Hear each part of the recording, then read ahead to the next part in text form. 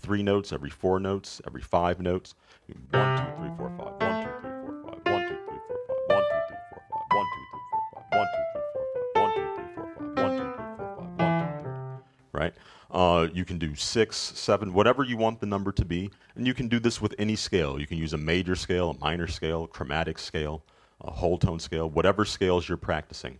So what's nice about it is that you don't have to add any more time to your practice to do this. You don't have to add any more repetitions. You don't have to be fast. You don't have to be advanced. You can do this at any tempo with any scale. And you can just add this little detail to your practice. The reason that it works so well is that when you play your scales in a musical context, you're going to be playing in a real time signature. So if you practice that way, it can be really, really helpful. So, instead of focusing on, even though that may sound very impressive, it's not in a meter or a time signature. So just adding that little detail can make your practice a lot more efficient. What's so wonderful about that is that when you transfer over to playing music in a real context, when you're playing real repertoire, you're of course going to be playing in a real time signature, like 3/4, 6/8, 4/4, 2/4, whatever the case may be. So you're going to have to place those strong beats wherever they fall in the scale.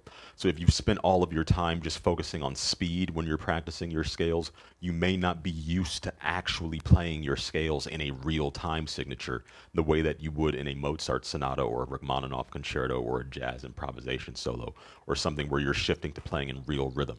So you can just add that into your practice session, very small detail, and it's something that I think will help your scale practice translate into real world results. And it's a very clever way to do it. It's something that I do all the time, and it's just a very simple thing. So I hope that's helpful for you.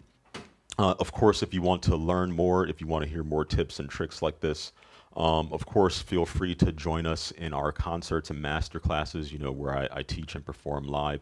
You can always chime in and ask a question if you want me to demonstrate something like this in more detail or in a specific situation that's of interest to you, then by all means ask. I'd be happy to explain it and go into more detail.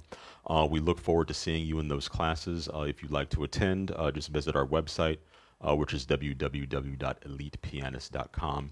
And you can always respond to the emails that I send out. If you want to just write an email to me and learn a little bit more about what we do in class, or suggest a topic for one of these videos, I'd be happy to do that as well. So I wish you happy practicing. I hope this is helpful for you. And Michael and I are looking forward to seeing you very soon. Take care. Bye-bye.